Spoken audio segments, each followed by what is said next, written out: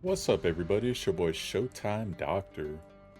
So I wanted to do a retrospective on CelionJourney, who has since quit the game.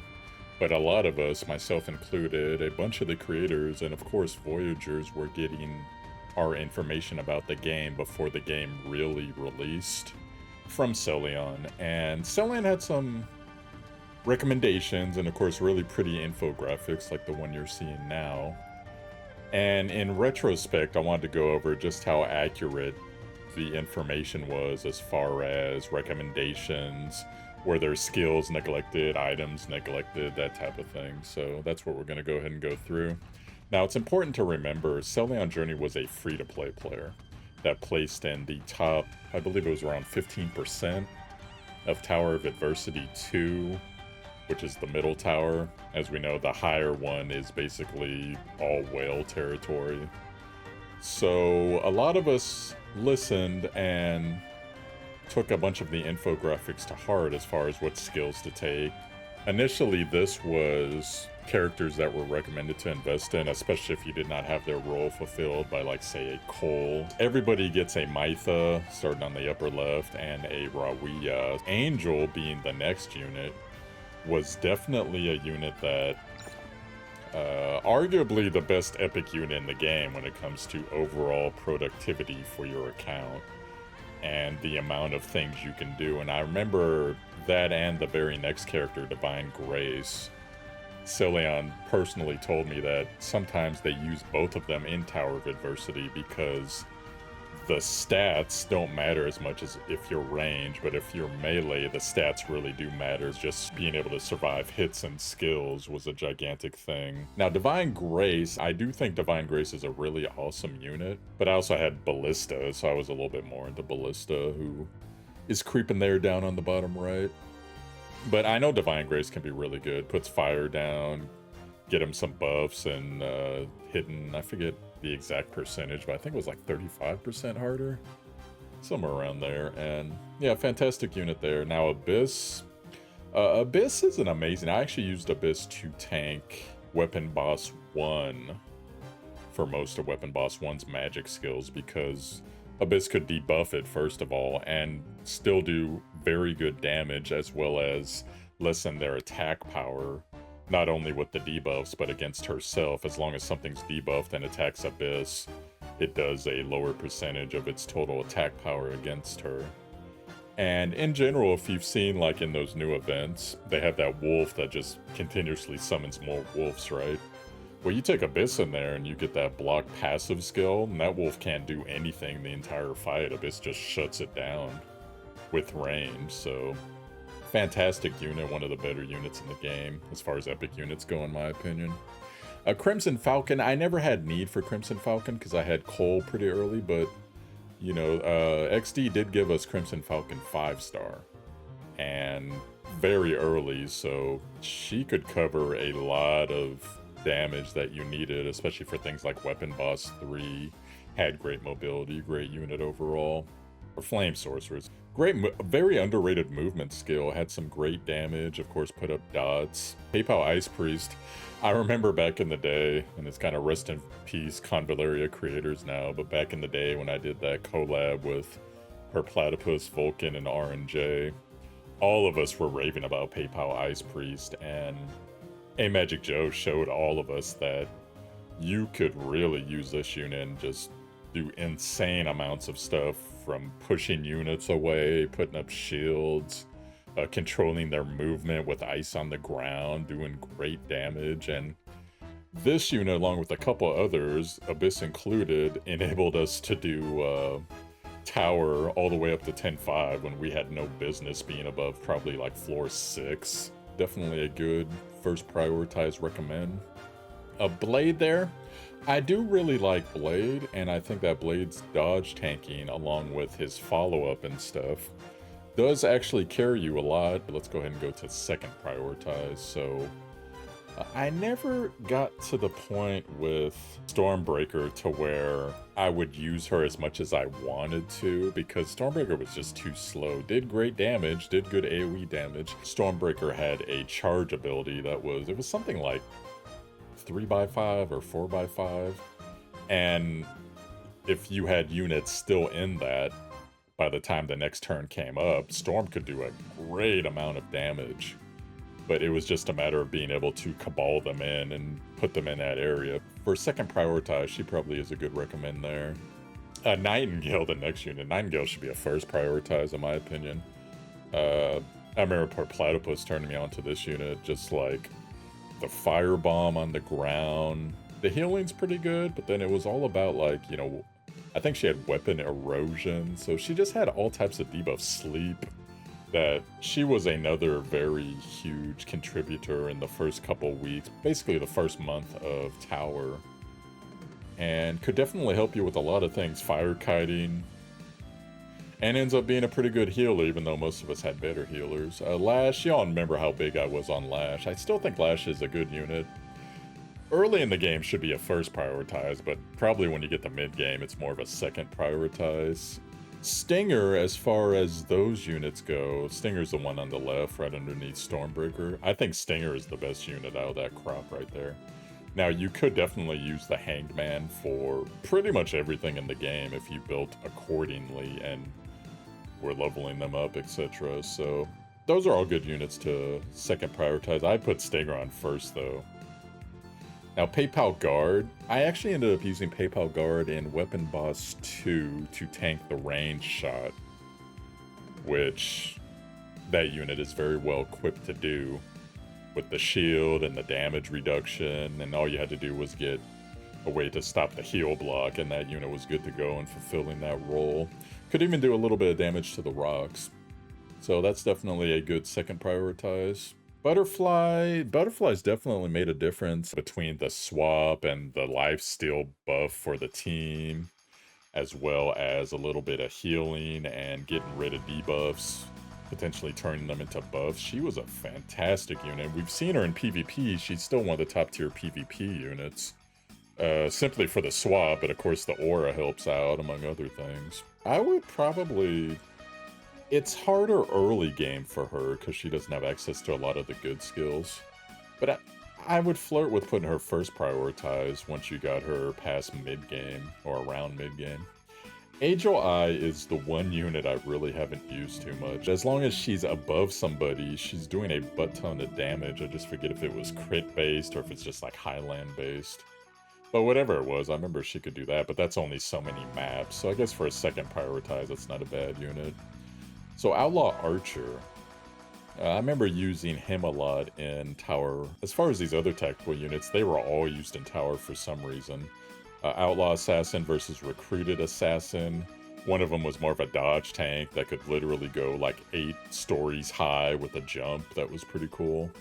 And the other one, they could use pull as well as put up a couple other debuffs, if I remember correctly. Ladar Scout on the lower left there. That unit was simply to throw the Luxite bomb, and then you'd wait a couple rounds. All 4 of those were tactically useful, so those are good recommends. Now, as far as alternative units go, to read that, the units on the top, if you don't use them or have them, you would replace them with the units on the bottom. So, Angel and Nightingale in this case, there would be, I think that's KA Healer, and Candlelight, if I remember my names correctly. Candlelight's definitely a good unit. Honestly, most of the healers in the game can be very useful in their own right. It's just Angel was so crazy, and Nightingale had her uses, although those were more physical and like debuff usage. Now, as far as Flame Sorceress versus... I think that's Darklight Fire Priest, and I'm not sure the other one. Is that KA Fire Priest? I didn't use too much of them. Yeah, KA Fire Conjurer. Darklight could do some good deeps early game. Didn't end up going too crazy in late game. Divine Grace versus Agile Eye. And Ballista and KA Archer. I owe Ballista a debt of gratitude, but Ballista basically hard carried my account when I had really bad luck on pulling units. I think it was Ballista and Cole were carrying me, and Nungol. So those were interesting times, but Ballista's very useful unit. I would honestly put Ballista probably first prioritize, because it just maintains good damage. Has issues with range and mobility, but you can fix those with gear and passive. And Ballista just hits so hard and does have that charge ability, similar to what I was talking about with Stormbreaker. You see it in PvP a lot, to where people will take like Simona and a couple other units and box people in, and then start the charge ability that's like a 3x5 or 4, whatever it is. And you got to make your choice at that point. Do you put everything into going closer to Simona, which was instant death at many times in PvP, or do you just sit there and take it from Siegebreaker, who that's not really a better choice, so. But anyways, overall, most of these recommends were fairly accurate, so got to give Celion credit for that. Right now, for the next part of the video, I was thinking we could just look at 3 characters real quick as far as recommendations versus things that could actually be useful for them. So in this example, a Akambe, even though I'm not using my Akambe much because I want to build up his star level before I start using them hardcore. The recommendations on the top right, in general, were pretty good, skill-wise, gear-wise, etc. But then, of course, we have my friend Flood, who said, how is Cornstaff not on this cornucopia staff? So I ended up putting a big picture of the Cornstaff. But yeah, I mean, at first I was thinking like, well, Celion was free to play, so Celion didn't have Cornstaff. But then again, I think Cornstaff's recommended on a couple other things, so yeah, I guess that could just be one to overlook. For those who don't understand, Akambe is very energy hungry, so you need to get him as much energy as possible, and even though some of those recommendations may help you get energy, this in general is the one that the community has largely decided is the best gear, not the skeleton staff, because skeleton staff is limited per round on the amount of energy you get back. So that was an example for one of them. And then let's see who else we got here. Now, Safiya is an interesting case. If you look at the recommendations, those recommendations were definitely on, because I remember in Dotato's famous weapon video, he said, yo, the burning sword is garbage, just disenchant it, get rid of it. And then, of course, flipped on it, corrected himself. He said, no, actually, that's really good for Safiya. And as you can see here, Celion first recommend is that, second recommend is the sword that gives you more HP and damage, and on there. And then Flying Arm Guard is universally accepted as the #1 thing you can give her to proc her follow-up attacks that she uses, their assisted attacks, whenever someone else attacks something with Hanged Man's Mark.